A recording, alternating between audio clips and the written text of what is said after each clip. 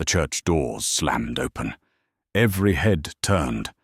The whispers started before the echo even died. She was already standing at the altar, flowers in her trembling hands, when the messenger stumbled through the aisle and leaned into the groom's ear. Whatever he heard, it drained the color from his face. He stepped back. Then again. His eyes would not meet hers. And then, without a single word, without even the dignity of an apology, Lord Fenwick Betrayal turned and walked away from the altar. He left her there, in front of everyone. Miss Aurelia Somers, daughter of a modest but respected family, a woman who had planned every detail of this day for 8 months. The flowers, the vows, the future she believed was finally within reach, all of it. Gone, in less than 30 seconds. The gasps rippled through the pews like a wave. Old ladies covered their mouths. Gentlemen looked away. Her mother gripped the edge of the bench, so hard her knuckles turned white. Her younger sister froze mid-breath. Aurelia didn't cry. She stood completely still, the way a person stands when the ground has just disappeared beneath their feet, and they have not yet begun to fall. That was when the silence broke in a different way. A figure rose from the left side of the church, tall, composed, dark eyes that missed nothing. He had been seated near the back, almost like a man who had never intended to be noticed. But now every eye in that church found him, because he was walking forward, slowly, deliberately, like a man who had already made a decision before the rest of the room had processed what was happening. He stopped just short of the altar and looked directly at her.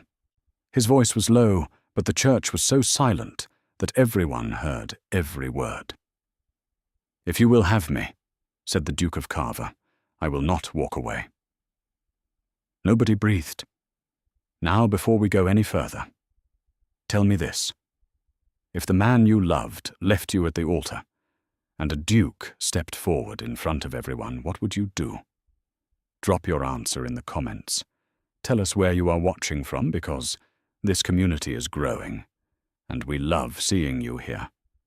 And if this opening already has your heart racing, please hit the subscribe button. You do not want to miss what happens next. The church doors had not closed behind him yet when the whispers started. Lord Fenwick Betrayal was gone, down the side corridor, through the servants' exit, out into the street without a single backward glance. And the woman he had left standing at the altar was still holding her flowers. Aurelia Somers did not move. She stood exactly where she had been standing when the messenger had leaned into Fenwick's ear and everything had collapsed. The petals were pressing into her palm. The ribbon around the stems was cutting gently into her fingers. She could feel none of it. The numbness that comes before real pain had wrapped itself around her completely, and she was grateful for it, because the alternative was falling apart in front of 200 people, and she was not going to do that. Not here. Not for them. The church was absolutely silent for about 4 seconds. Then it broke open all at once. Gasps layered on top of gasps. The woman 3 rows back made a sound like she might faint. Fans started snapping open, or gentlemen shifted uncomfortably in their seats. Children were shushed by mothers who were themselves too distracted to be effective. Aurelia's younger sister Constance, seated in the front row beside their mother Margaret, had gone the colour of chalk. Her father, Edmund, had risen halfway from his seat and seemed unsure whether to walk forward or stay still. Aurelia looked straight ahead. She was aware, in a detached and almost clinical way, that her life had just changed completely. Not only today, not only this ceremony and this dress and these flowers, but everything she had built in her mind over 3 years with Fenwick. The house she had pictured, the quieter mornings she had imagined, the sense of stability she had believed was finally coming. All of it was gone in the time it took a man to listen to a whispered message and decide that leaving was easier than staying. She exhaled through her nose. And then a figure stood up on the left side of the church. She noticed him because nobody else was standing. Everyone else was frozen or craning forward or covering their mouths. But this man rose slowly and deliberately, the way a person moves when they have already decided something and are simply carrying out the decision. He was tall, dark eyes, a stillness about him that was different from the stillness of shock. This was the stillness of intention. He walked forward down the side aisle. Slowly, every eye in the building found him. He stopped just before the altar steps and looked directly at her. His voice was low and even, and the church was quiet enough that every person present heard every syllable. "If you will have me," said the Duke of Carver, "I will not walk away." The silence that followed was enormous. Aurelia looked at him. She had met Caius Alderton exactly twice, once at a winter gathering 14 months ago, where she had noted him briefly from across a room as the private, unapproachable Duke that matchmaking mothers had been failing to engage for 4 consecutive seasons. Once at a spring luncheon, where they had spoken for perhaps 8 minutes about a novel they had both read, and he had said he had read it twice, and she had been mildly surprised by that. 2 meetings, less than 15 minutes of actual conversation, and here he was. Or she became aware that her answer was being waited for, with barely concealed desperation, by everyone present. She looked at him steadily. "You do not know me well enough to make that offer." "I know enough," he said. "That is a confident claim. I am a confident man." Someone near the back smothered a sound. The tension in the room shifted without breaking. Aurelia held his gaze for another moment.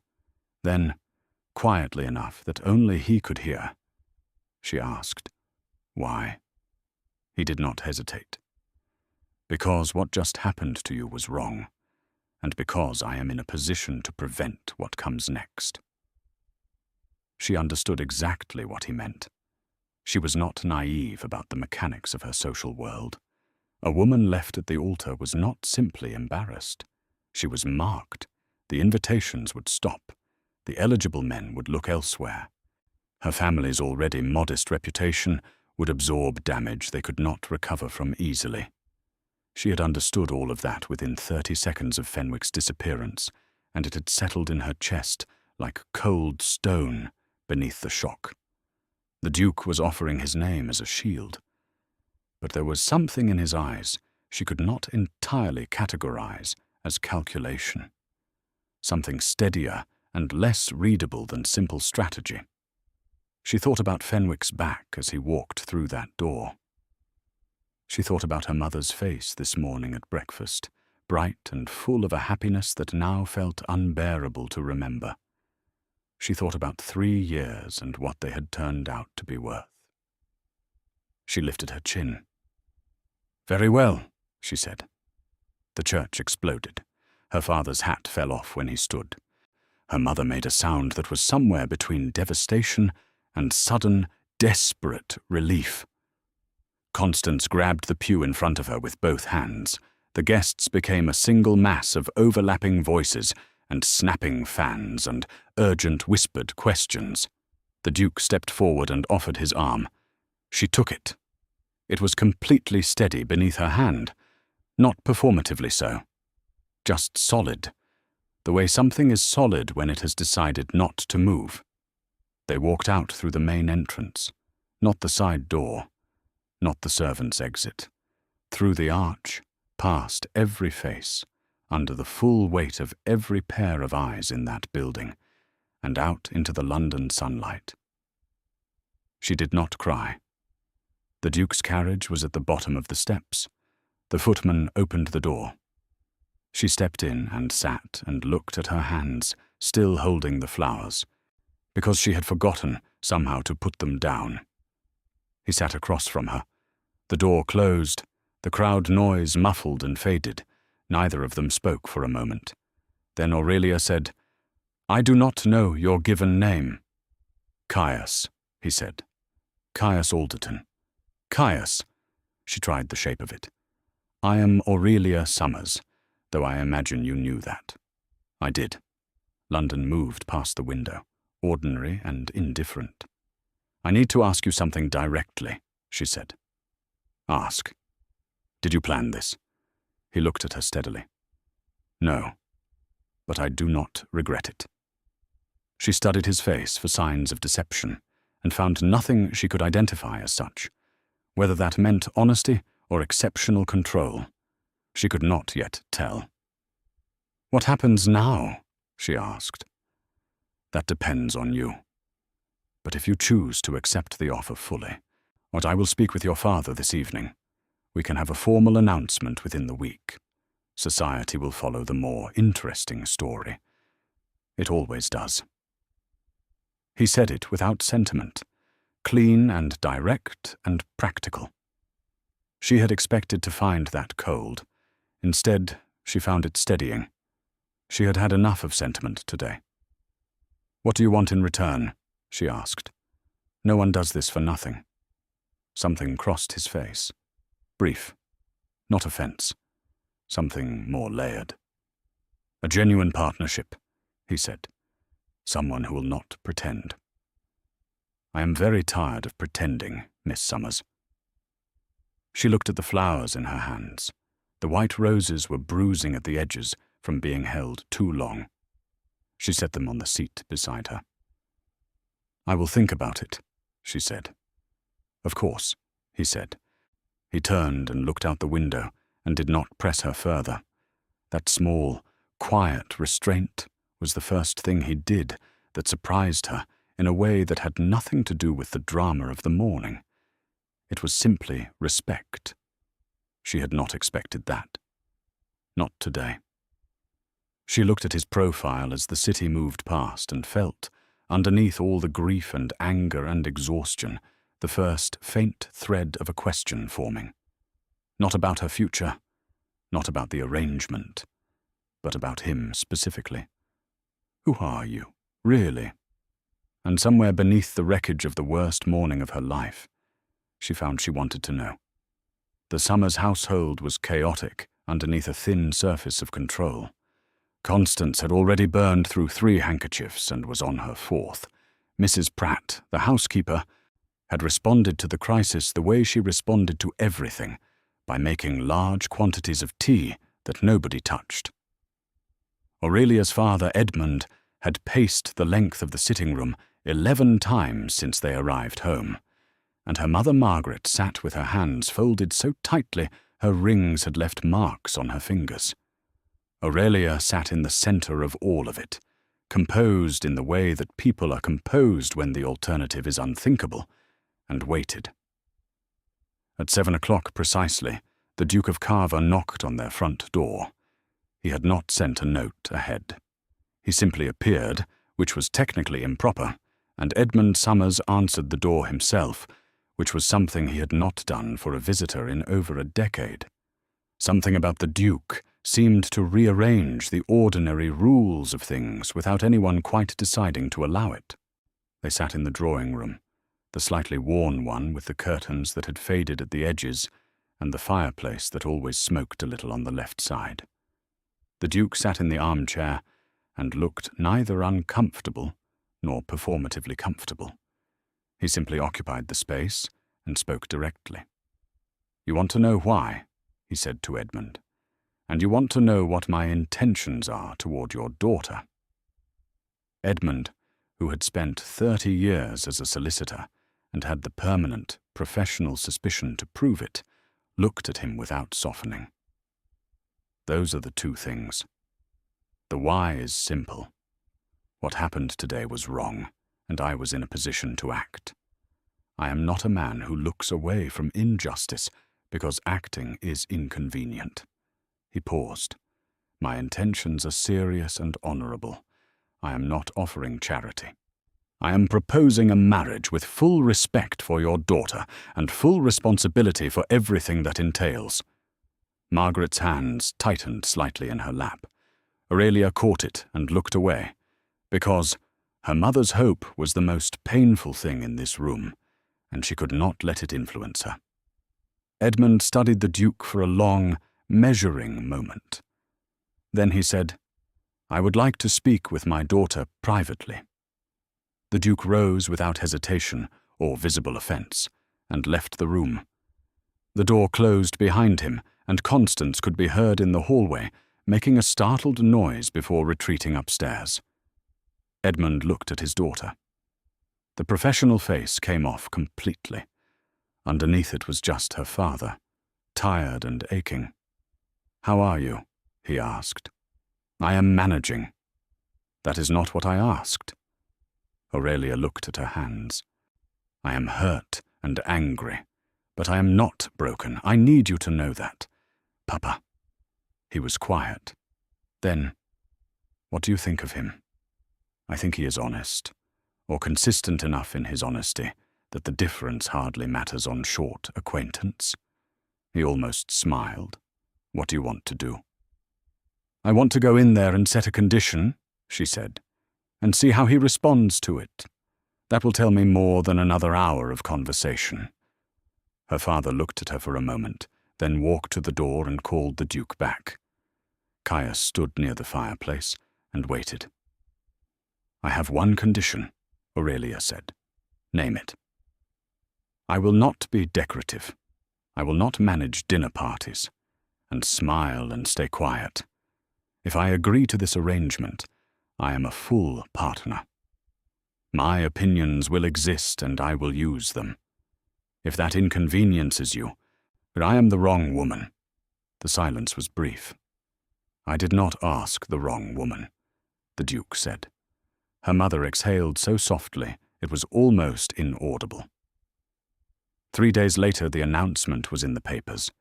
Miss Aurelia Somers was to marry Caius Alderton, Duke of Carver, in 6 weeks. London absorbed this information with tremendous enthusiasm and very little restraint. Drawing rooms crackled with it. Luncheons ran long because nobody wanted to leave before they had fully dissected every angle. The story of the Duke who had stepped forward was consuming the story of the groom who had fled, exactly as Caius had predicted, because society would always chase the more astonishing narrative. A small gossip column, 3 days after the announcement, mentioned Lord Fenwick Betrayal in connection with a gambling debt large enough to ruin him publicly, if not repaid before the month ended. Nobody confirmed it. Nobody needed to. The timing spoke with perfect clarity about exactly why he had walked away from the altar. Aurelia read it once. Then she set it down and turned her attention to the future, which was the only direction that held anything useful. She and Caius met formally 4 times in the following week, always with a chaperone. Usually her mother, or Lady Portia Alderton, the Duke's elderly aunt, who had introduced herself to Aurelia by studying her for 10 unblinking seconds and then declaring that she had good posture, which was a better beginning than most. Aurelia liked Lady Portia immediately and completely. Caius, in these formal settings, but was attentive without being excessive. He spoke when he had something to say, which was not always, and the silences between subjects were not awkward, but simply quiet, which Aurelia found she preferred enormously to men who talked in order to fill space rather than to communicate. She noticed other things. He almost never laughed, but occasionally a reluctant amusement crossed his face and disappeared quickly, as though it was surprised to find itself there. He paid attention to every room he entered with a focused, constant awareness that was not paranoid, but was very deliberate. And he watched her, not rudely, but with a particular, careful attention that made her feel she was being genuinely observed, not simply looked at. On the 5th day, her mother was called briefly from the sitting room by a household matter. And Lady Portia fell asleep in her chair with extraordinary speed, leaving Aurelia and Caius without a functioning chaperone for approximately 7 minutes. Neither of them remarked on it. Instead, Aurelia said, "Lady Portia told me about the school fees." Caius looked at her. "She told you that. And the widow and the carriage in the rain. And at least 2 other things I suspect you would prefer I did not know. She is supposed to be chaperoning, not narrating. She is doing both, very efficiently." Aurelia tilted her head slightly. "The man she described does not match the man I expected when I heard the words Duke of Carver. What did you expect? Someone colder, more self-interested." He held her gaze. "And now? Now I am not sure what I think, which is more interesting than being sure, or so I consider it an improvement." Something moved through his expression, something that came and went in a moment, but left a particular quality of stillness behind it. "You may be the most genuinely honest person I have met in years," he said. "You said something similar in the carriage." "I meant it then, too." The door opened, and her mother returned with apologies. Lady Portia surfaced from her chair with the instant alertness of someone who had not been asleep at all. The conversation redirected to appropriate subjects. But something had shifted, small and real, and Aurelia felt it sitting with her through the rest of the evening and into the night. She lay awake and let herself think about Fenwick, because she was not the kind of person who could avoid necessary pain by pretending it did not exist. She felt the anger of 3 years ending in a side door, and a man who had not looked back, and she let herself feel it fully, because unfelt things had a way of surfacing later, with more damage attached. Then she put it down, and thought instead about a man who had stood up in a crowded church and walked toward her, when every social instinct in that building was telling everyone to stay seated, who had spoken to her father without arrogance or performance, who listened more than he spoke and said exactly what he meant when he did speak, and had, in 7 unchaperoned minutes, made her feel more genuinely seen than she had in 3 years, with a man she had intended to marry. She did not know what that meant yet. She was not ready to name it. But 2 streets away, in the house she had never entered, a light burned on the 2nd floor, long past the hour when sensible people slept. She could not have known that. She had no way of knowing it. Caius Alderton sat at his desk beside a window, and turned face down a small portrait that had stood on that desk long enough that he usually looked past it without seeing it. He was not entirely sure why he did it. He only knew that something had changed, and the portrait belonged to A, before that no longer felt current. He looked out at the quiet street. He thought about a woman who had stood completely alone at an altar in front of 200 people, and had not cried, and had not collapsed, and had asked him, with perfect directness and no performance at all, what he wanted in return.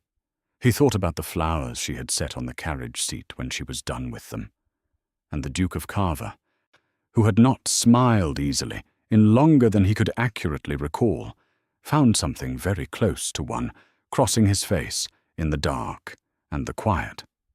He did not stop it.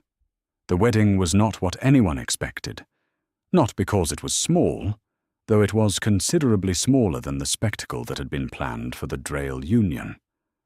Not because it was rushed, though 6 weeks was fast enough to keep tongues moving in every parlour in London.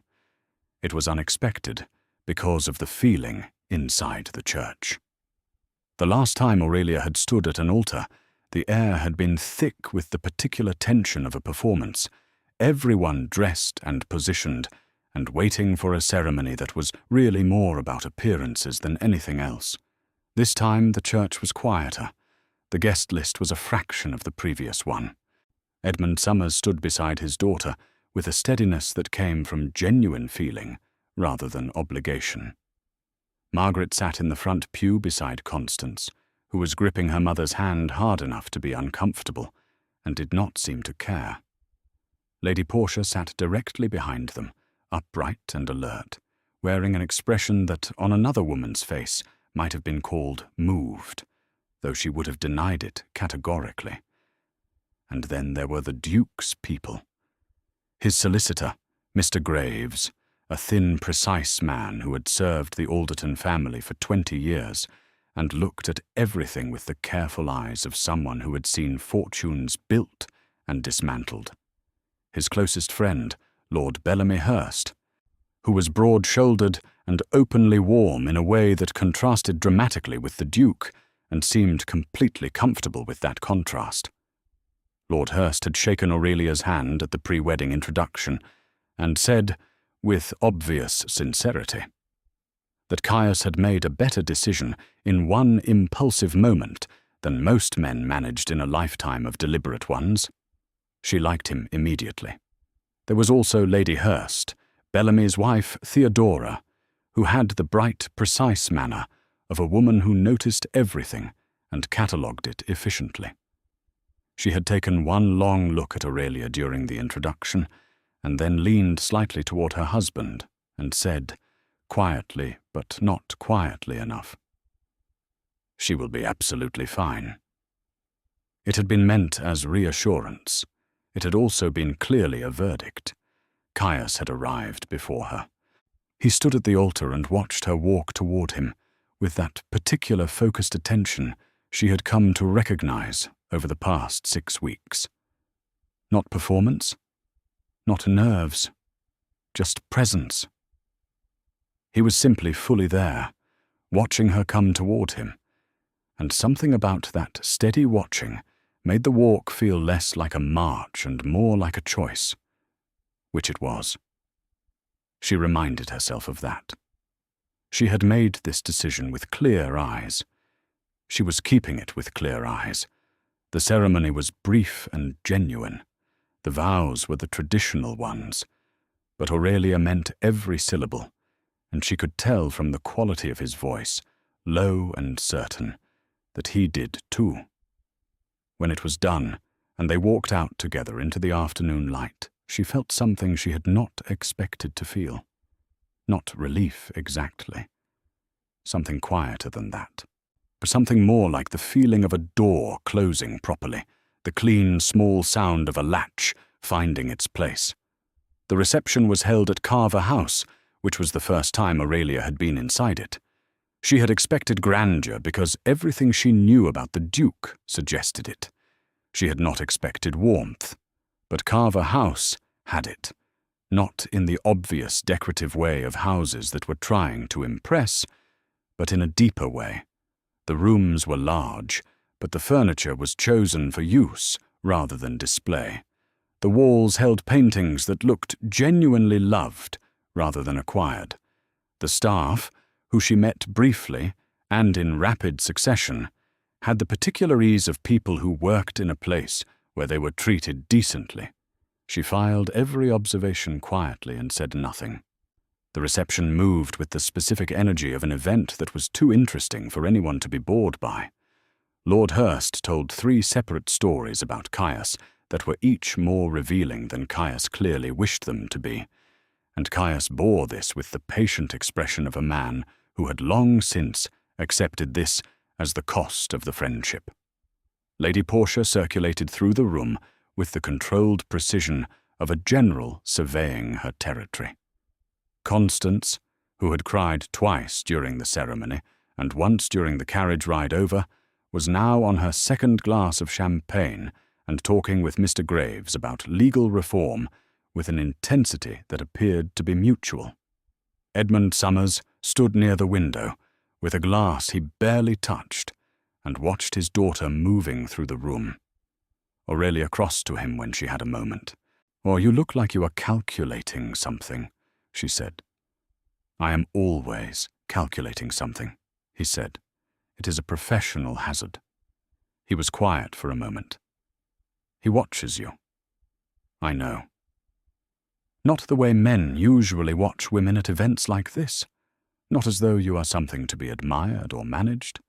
As though you are something he is genuinely trying to understand." Aurelia said nothing. I am not sure yet whether that is reassuring or concerning, her father said. But I noticed it. So do I, she said. Later, when the guests had thinned and the evening had settled into its quieter final hours, Caius found her standing near the library doorway. She had drifted there without fully intending to, pulled by the particular comfort that rooms full of books had always offered her. "You can go in," he said from behind her. She turned. He was closer than she had expected, close enough that she was aware of it specifically. "It feels presumptuous," she said. "It is your library." "It is your house now," he said, simply, without ceremony. She turned back to the shelves. They were extraordinary. Floor to ceiling, every wall, organized with a logic she could not immediately decode, but that clearly had one. "Did you read all of these?" she asked. "Not all. Perhaps 2/3. Which is your favorite?" He moved to stand beside her and looked at the shelves for a moment. Then he crossed to the far wall and came back with a book and handed it to her. It was old, the spine worn, soft. She looked at the title. It was a collection of letters, correspondence between two people over 20 years. "Letters," she said. "People are most honest in letters," he said. "Or they think they have time to construct something, but what they actually produce is themselves." She looked at him. "Is that why you are so careful with what you say in person?" Something moved through his expression. He was quiet for a moment. "Perhaps," he said. She held the book and thought about that, and about the particular quality of the evening, and about the fact that this was her wedding night in a house she had entered for the first time 3 hours ago. And the man she had married was standing close enough that she could see the fine detail of that scar above his left brow. "I want to ask you something," she said. "You generally do," he said. And there it was, that reluctant, almost smile, gone in a second, but genuinely present while it lasted. "The portrait you keep on your desk," she said. "Lady Portia mentioned it. She said you turned it face down the night of the announcement. She did not tell me who it was." The almost smile disappeared. The silence was different now. Not the easy kind. "That," he said carefully, "is a conversation for another time." "All right," she said. She did not push. She had promised herself she would not push things before they were ready to be pushed, but she noticed that his jaw had tightened slightly, and his eyes had gone to the middle distance for just a moment before returning to her, and she filed that away with everything else she was learning about him, all the small details that were slowly assembling themselves into something that was beginning to feel like a person, rather than a title. She handed the book of letters back to him. "Keep it," he said. "Consider it a wedding gift." She looked down at it in her hands. "One book?" "The right one," he said. She looked up at him. He was watching her with that careful, focused attention, and something underneath it that she was getting better at detecting. Something that lived behind the steadiness and the control. Something that was not quite as composed as everything else about him. She did not name it. "Not yet." "Thank you, Caius," she said. It was the first time she had used his given name directly to his face. He went very still for just a moment. Then he said, "You are welcome, Aurelia." And the way he said her name, like he had been turning it over for weeks and was finally allowing himself to use it, did something small and irreversible to the carefully maintained distance she had been keeping between observation and feeling. Or she looked back at the shelves. They stood together in the library doorway for a little while longer, not talking, and the silence was not empty, but full, the way silence is full when two people are both thinking hard about the same thing, and neither of them is ready yet to say what it is. A marriage conducted in public and lived in private are two entirely different things. Aurelia understood this within the first week. The public version was clean and legible. The Duke and his new Duchess attended 2 dinners, one at the Hurst residence and one at a gathering hosted by a countess whose name Aurelia had known for years, and whose house she had never previously been invited to enter. She wore the Alderton emeralds at both, which were extraordinary pieces that Lady Portia had produced from somewhere, with the satisfied expression of a woman reinstating a tradition. Society watched the new Duchess of Carver with the combined intensity of people who had seen the beginning of this story and were desperate to see what the middle would bring. Aurelia gave them nothing they could use. She was gracious, engaged, and completely opaque about anything that mattered, which she had learned from her father and which served her beautifully. The private version was more complicated. Carver House was large enough that 2 people could move through it all day without crossing paths, unless they intended to. In the first week, this happened more than she liked. Not because of hostility. There was no hostility. But there was a careful navigation happening on both sides. To 2 people who had agreed to share a life, trying to establish where the edges of that life were, and what could be touched, and what could not yet be approached. They breakfasted together every morning, which had apparently been Caius's suggestion to his housekeeper, Mrs. Calloway, before the wedding. This Aurelia found out from Constance, who had become inexplicably connected to the Carver House staff pipeline within 2 weeks of the marriage, through what Aurelia could only describe as her sister's supernatural social permeability. Breakfast was where she learned the most about him. He read the morning papers with a focus that was total and silent for the first 15 minutes, and she learned quickly not to interrupt this because it was not rudeness but something closer to necessity. After the papers he was more present, more talkative in his particular way, which meant he asked her questions rather than filling the space with his own observations. He asked her what she had been reading, what she thought about the reform bill currently moving through Parliament, whether she found Mrs. Calloway satisfactory or would prefer changes made. He asked her things, real questions, and he listened to the answers with the same focused attention he gave everything else. She found this extraordinary because, in her entire experience of men in social settings, she had encountered very few who asked questions and meant them. On the 9th day of their marriage, something happened that changed the temperature of things. Aurelia had been in the east sitting room, writing letters to her mother and Constance, when she heard raised voices from the direction of Caius's study. And this was remarkable because Carver House operated at a consistent low volume, and raised voices were not part of its vocabulary. She did not intend to listen. She passed the study door on her way to the main staircase, and the voice behind it was not Caius's, but someone else's. A man's voice she did not recognize, sharp and demanding, with a particular entitlement woven through it that made her slow her pace involuntarily. Then she heard Caius's voice, low and controlled and utterly immovable. "You were told the terms when the loan was structured, Harwick. Nothing has changed." "Everything has changed," the other voice said. "Your circumstances have changed considerably. A new wife, a new public profile. You can afford generosity." "I can afford generosity," Caius said, with a calm that was more intimidating than volume. "That is not what you are asking for." A pause. Then the unknown voice, harder now. "Your father made promises.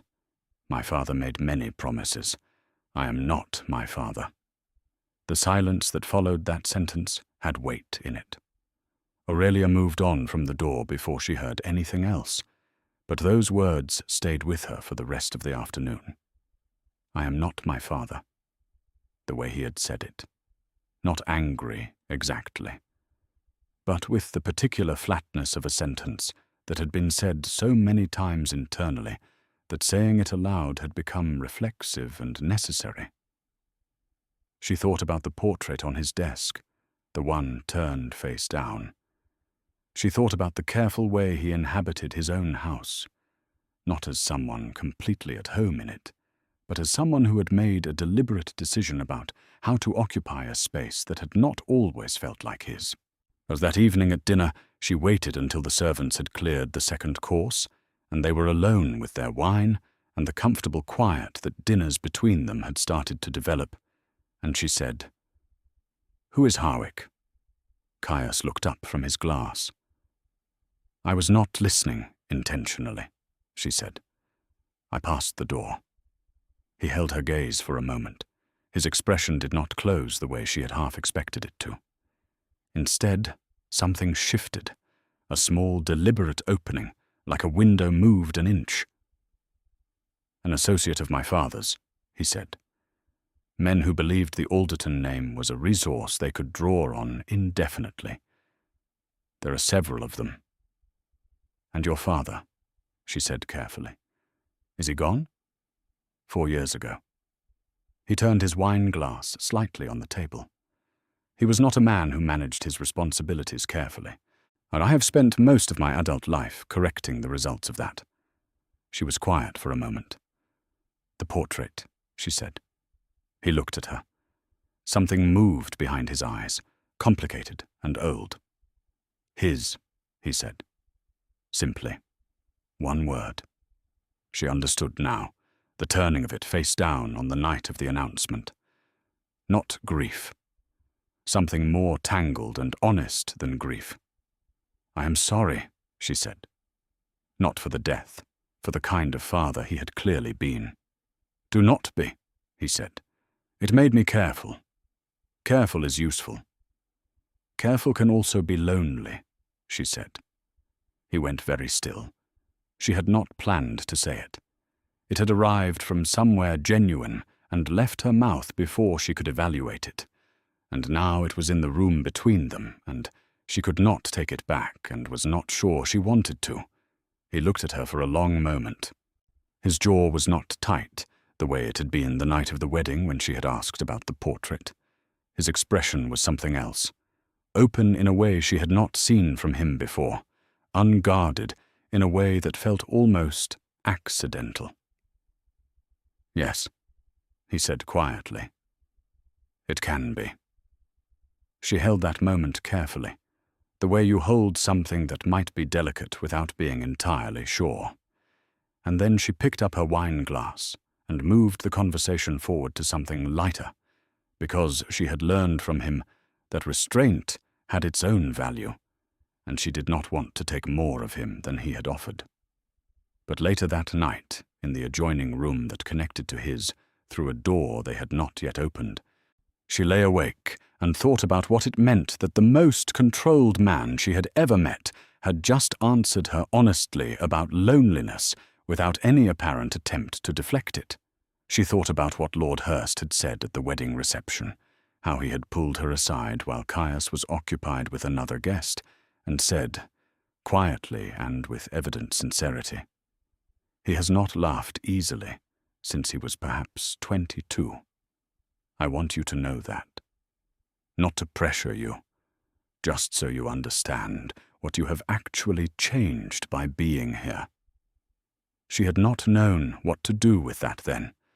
She was still not entirely sure what to do with it now. What she knew was that she was no longer simply observing him from a careful distance and cataloguing details. Something had moved. She was invested, genuinely and increasingly, out in understanding him and in what was building between them, slowly and without performance, in the mornings over newspapers and the evenings over dinner, and the 7 minutes unchaperoned when she had told him she found uncertainty more interesting than certainty. She was also aware that somewhere in London, Fenwick Drayle was dealing with the consequences of what he had done, and she felt almost nothing about that, except a clean and final relief that she was here instead of there. And then there was the letter. It arrived on the 11th morning, addressed to the Duchess of Carver, which still stopped her for a half-second when she saw it, because it was her name now, and her mind had not entirely accepted that. She opened it at the breakfast table before Caius arrived, which was unusual because he was generally punctual, but the handwriting was not familiar. The signature at the bottom was Fenwick Betrayal. She read it once. Then she set it face down on the table beside her coffee cup and sat very still for a moment. Caius arrived 2 minutes later. He noticed immediately. He noticed everything. He sat down and looked at the letter and then at her face.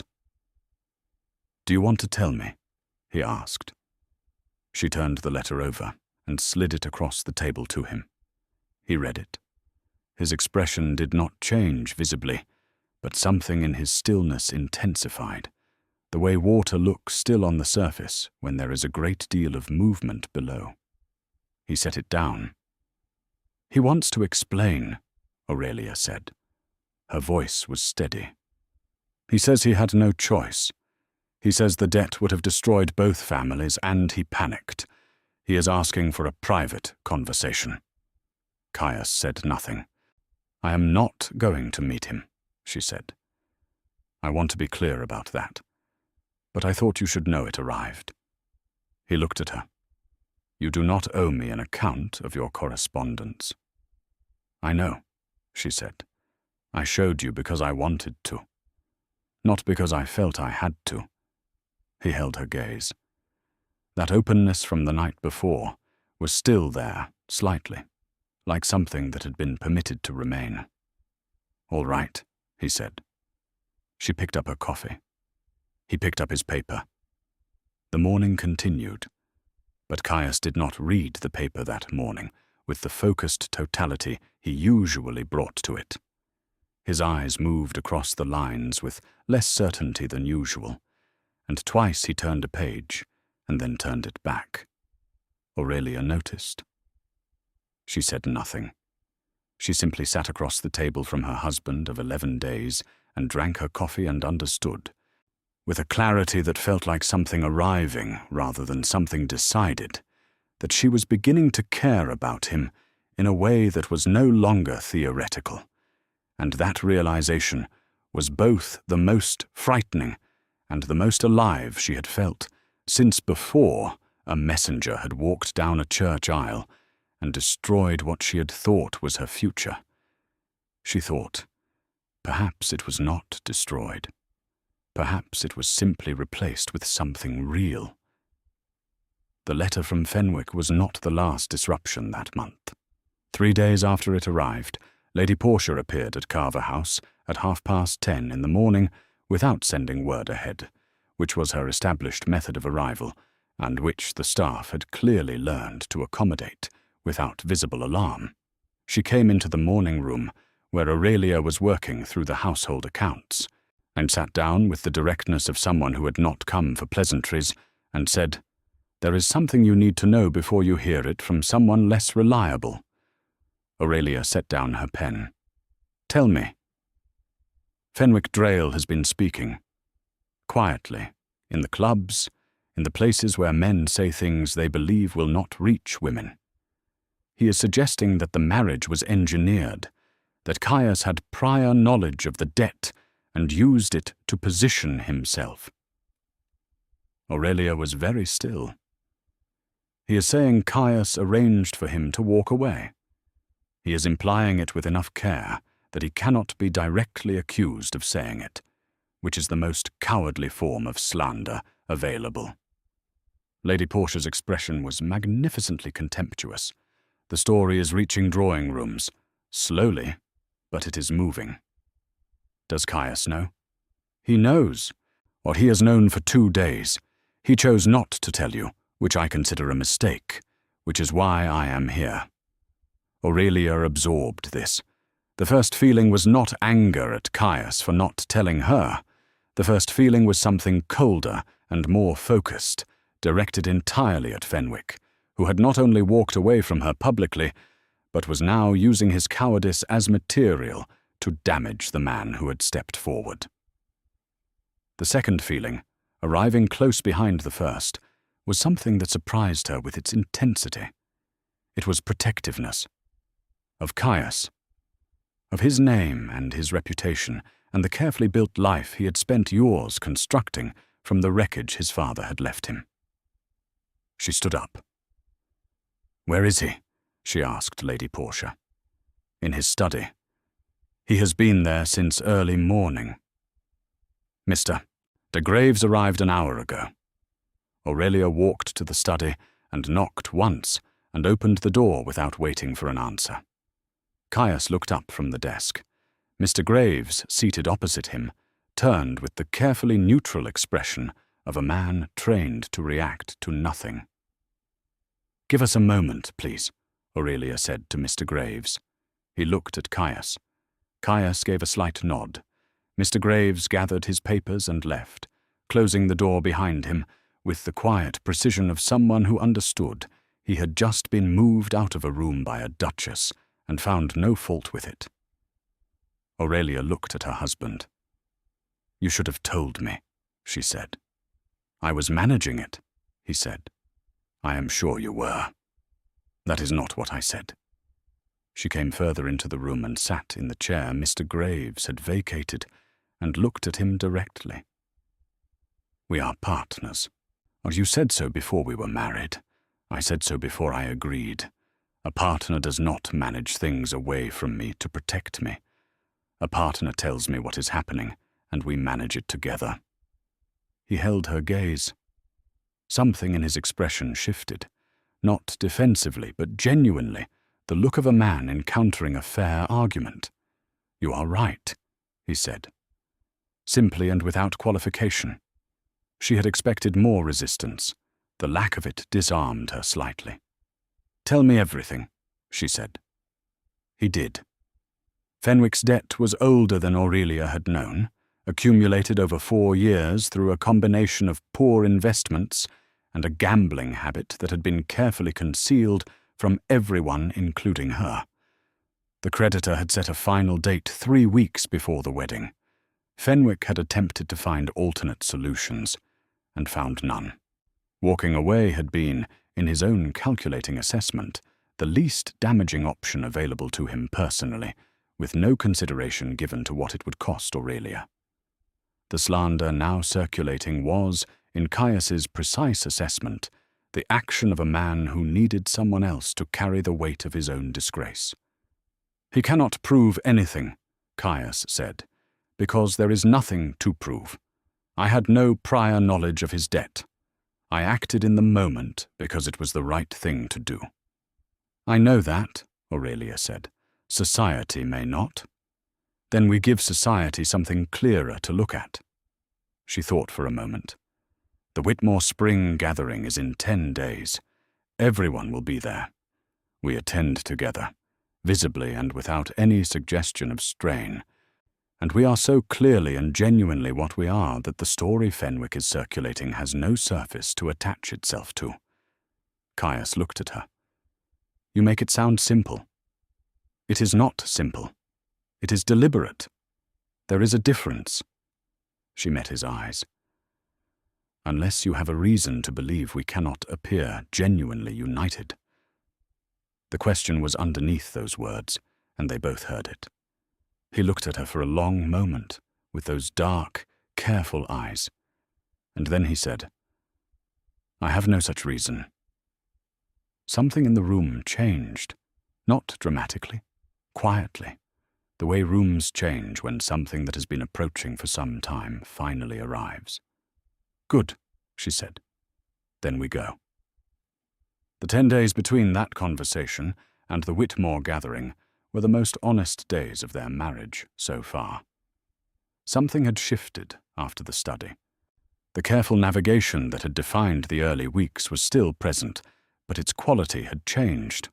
There was less distance in it now, and more of what she could only describe as genuine proximity, 2 people moving in the same direction, rather than parallel ones.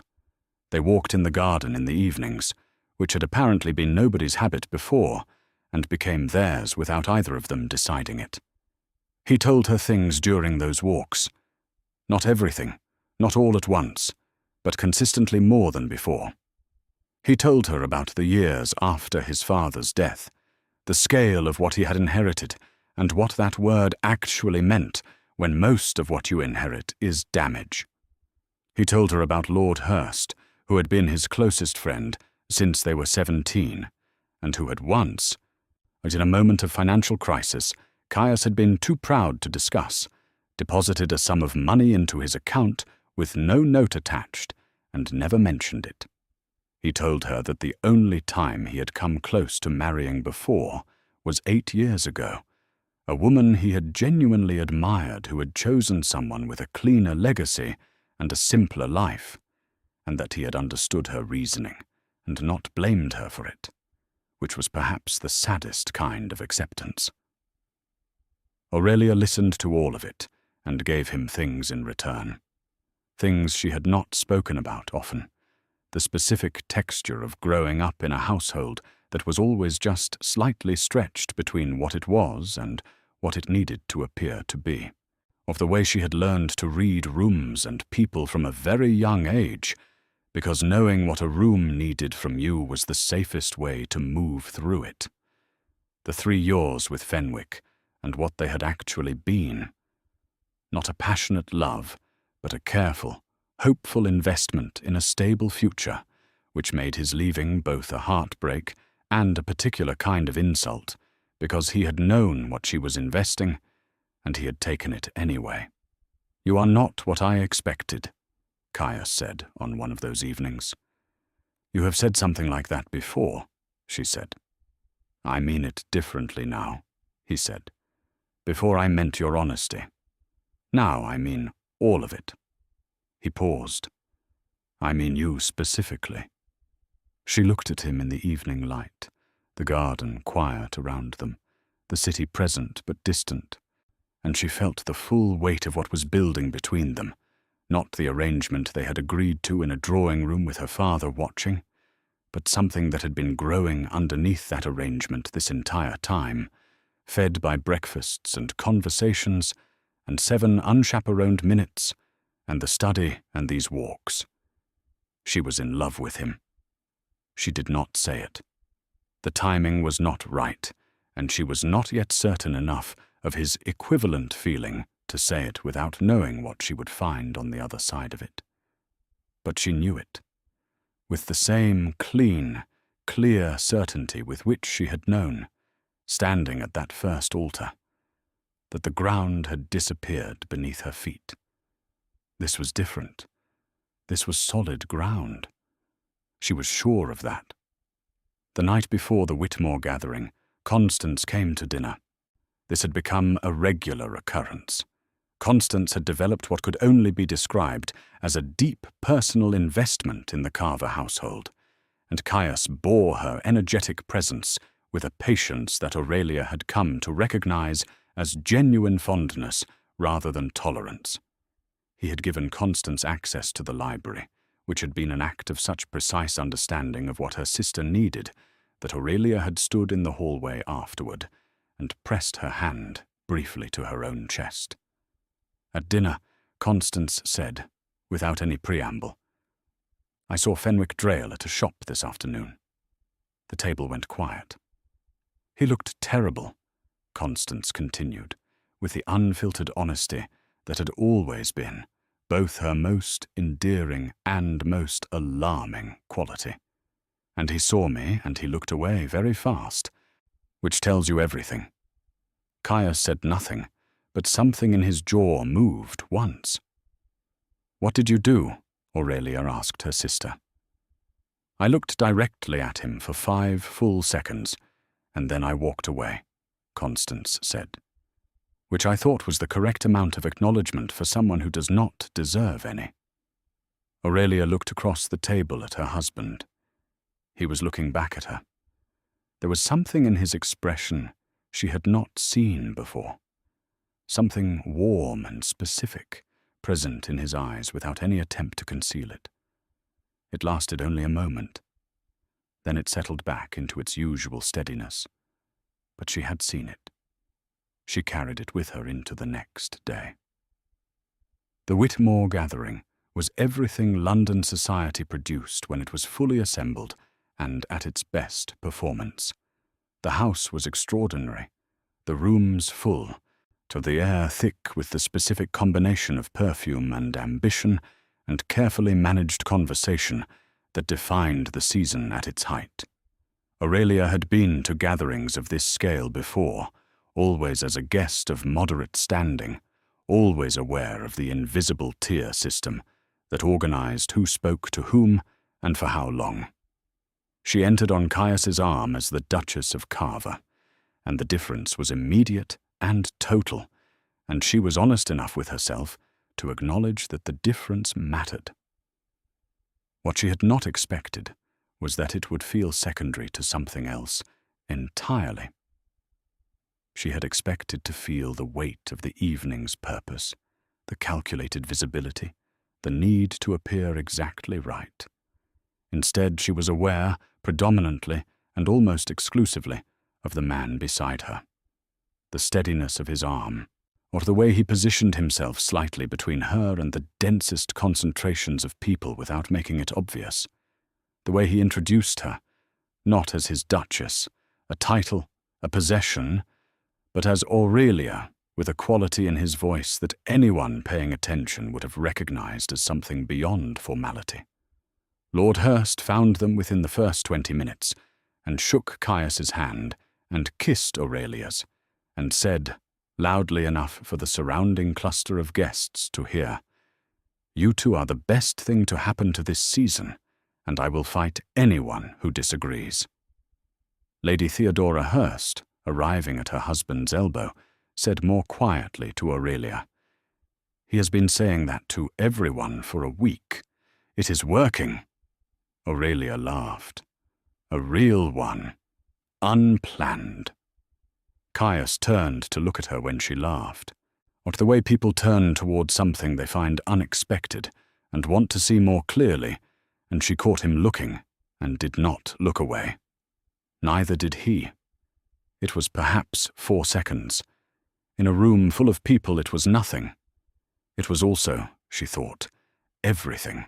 Fenwick Drale was present at the gathering. She saw him across the room in the second hour, standing in a group that seemed slightly too loud and slightly too deliberate, the way groups look when the person at the center of them needs them to appear normal.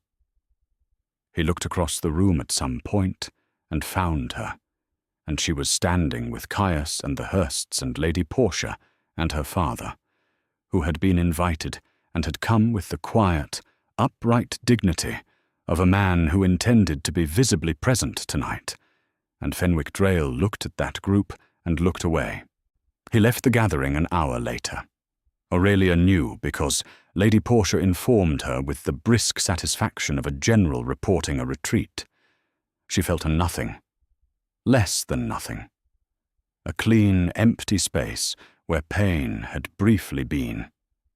They left the Whitmore gathering late, when the rooms had thinned and the candles had burned lower, and the remaining guests were the ones who had nowhere urgent to be or nothing pressing to return to.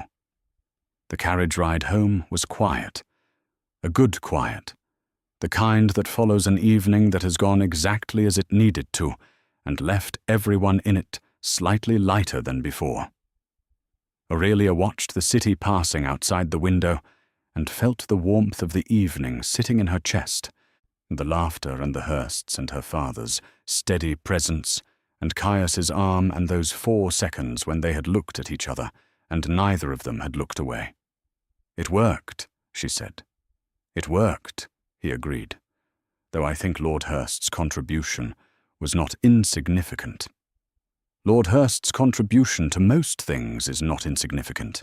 He has a gift for being loud at exactly the right moment. She smiled at the window. "You are lucky to have him." "I know," Caius said, and the simplicity of it, the absence of any deflection or minimizing, was so characteristic of him at his most genuine that she felt it land warmly. She turned from the window. He was watching her. He did not look away when she caught him, which was different from before. Before, he had always given her a moment of that careful looking and then redirected. Tonight, he held her gaze. "What are you thinking?" she asked. He was quiet for a moment. Then he said, "I am thinking that I owe you an honest conversation that I have been postponing." She waited. "When I stood up in that church," he said slowly, "I told you afterward that I hadn't planned it. That was true, but there was something I didn't tell you, something that I was not prepared to examine honestly at the time." She was very still. "I had been watching you for longer than 2 meetings," he said, not in a manner I had named to myself, but I was aware of you in a way I had not permitted myself to examine because your situation was what it was, and I had no right to anything. She absorbed this. "How long?" "Since the winter gathering 14 months ago, when your friend pointed me out to you across the room, and you glanced at me once, and then looked away without any of the performance most people produce when they realize they are being observed." She remembered that moment. She had not known anyone was watching her look at him. "You looked away," he said, "because you were not interested in impressing me. And I thought, from across a crowded room, that was the most interesting person I had seen in years." Aurelia felt something moving in her chest, large and warm and no longer deniable. "And then the spring luncheon," he said. "When you said you had been surprised that I read the book twice, I caught your surprise and you did not try to conceal it. You simply let me see that you had assumed something about me and been wrong. No recovery, no social smoothing. Just honesty." He paused. "I thought about that for weeks." "Caius," she said. "I am not telling you this to pressure you into something," he said, and his voice had the particular careful quality of a man being extremely precise, because precision was the only way he knew to handle things that mattered enormously. "I am telling you because you have given me honesty from the first moment, and you deserve the same in return. What I felt in that church when I stood up was not only chivalry, it was not only a strategy, it was the one opportunity I could see to change something I had decided I had no right to want." The carriage moved through the quiet streets.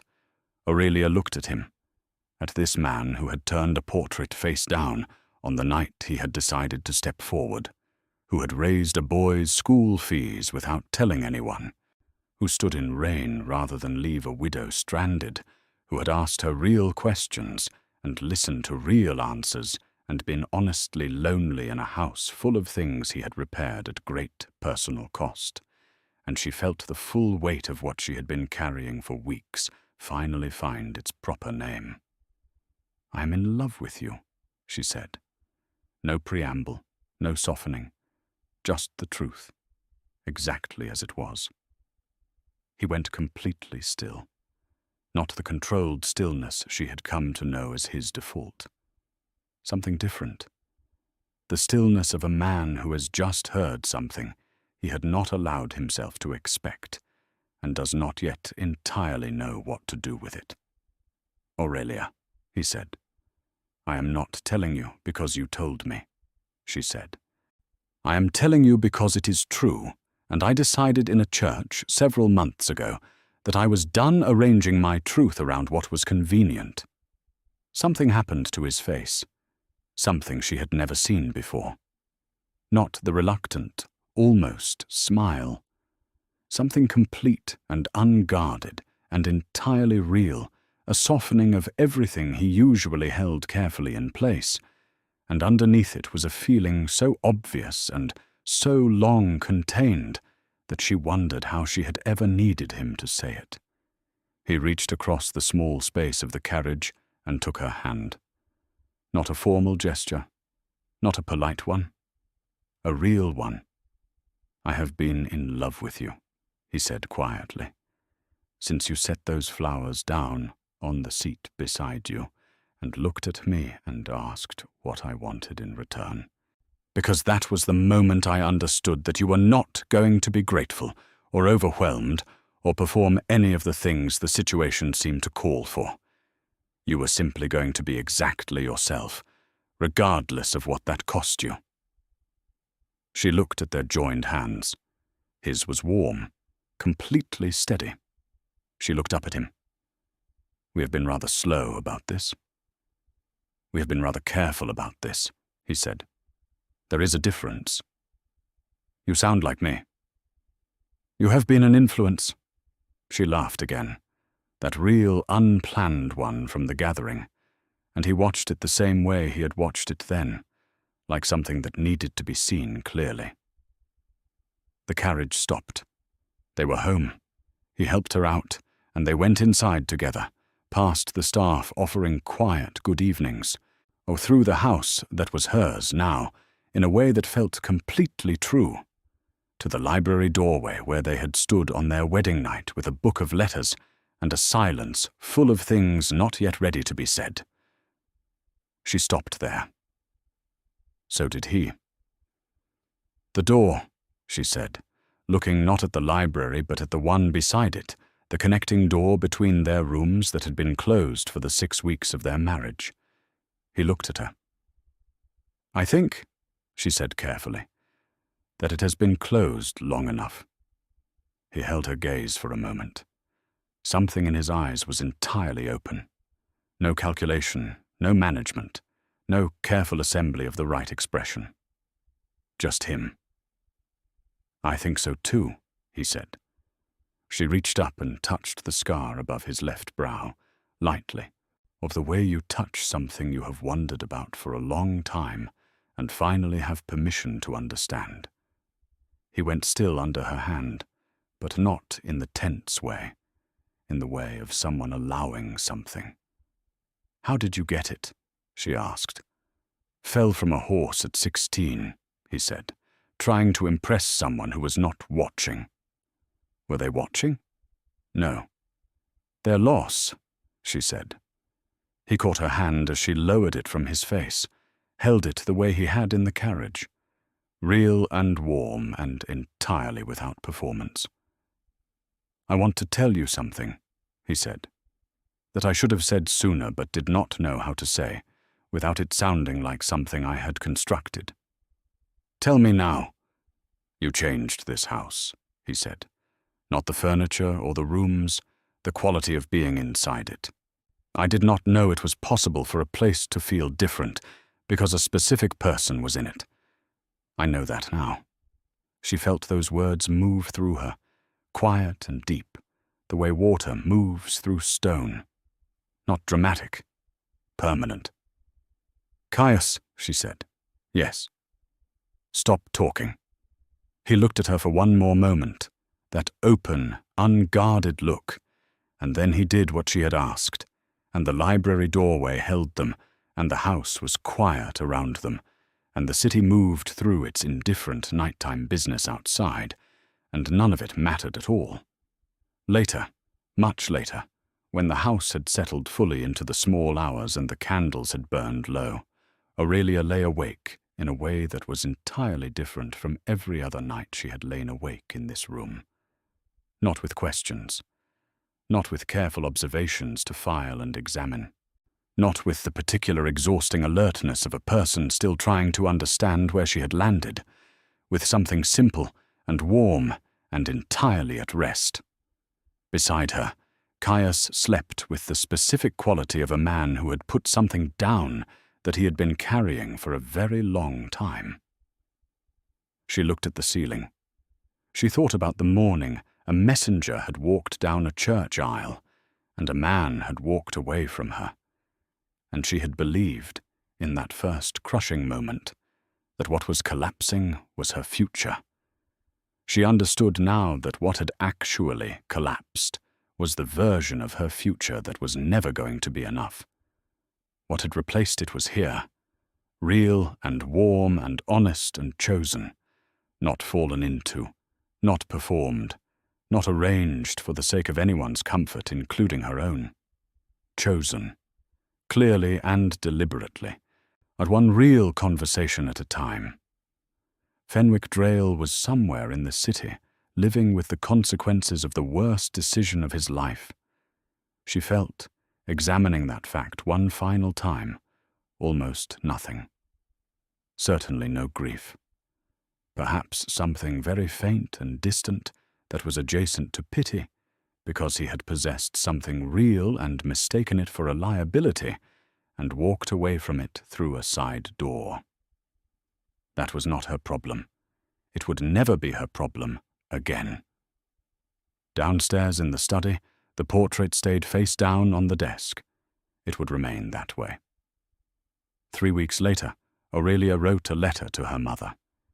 In it, she said that she was well, that the house was beginning to feel entirely like home, that Caius had taken her to a lecture on natural history that had been extraordinary, though that Lady Portia had decided to spend more time at Carver House, which Aurelia considered excellent news, that Constance had been formally offered use of the library and had essentially moved in as a consequence, and that she was happy.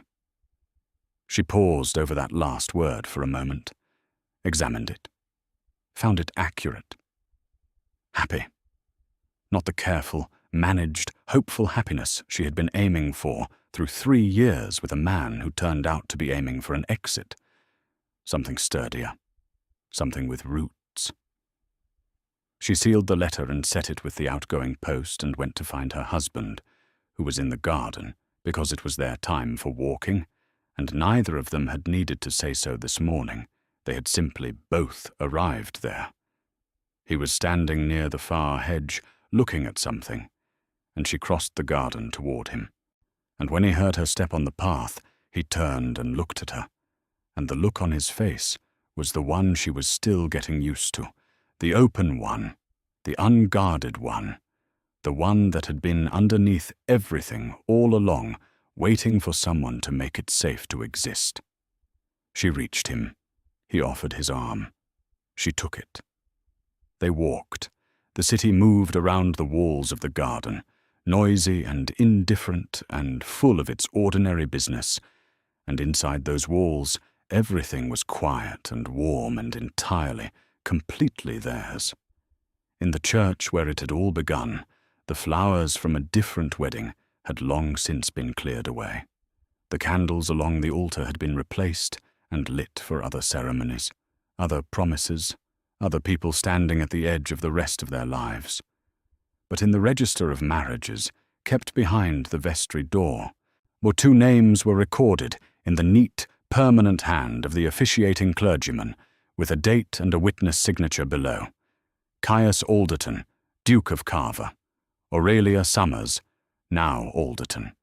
And beneath the formal language and the careful record-keeping, beneath all the propriety and procedure that society wrapped around even its most extraordinary moments, was the simple, true shape of what had actually happened. A man had stood up when it would have been easier to stay seated. A woman had said yes when she could have said nothing. And 2 people who had each spent years surrounded by things that looked like the real thing but had not, somehow, improbably and entirely without planning, found the real thing instead. That was enough. That was everything. If this story moved you the way it moved us in the making of it, if you found yourself rooting for Aurelia from the moment she lifted her chin at that altar, or holding your breath every time Caius finally let his guard down, then this community is exactly where you belong.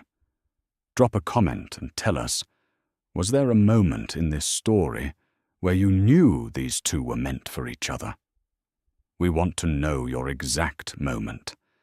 And if you are not subscribed yet, please do it now, because the next story is already coming, and you do not want to be the last one to find it.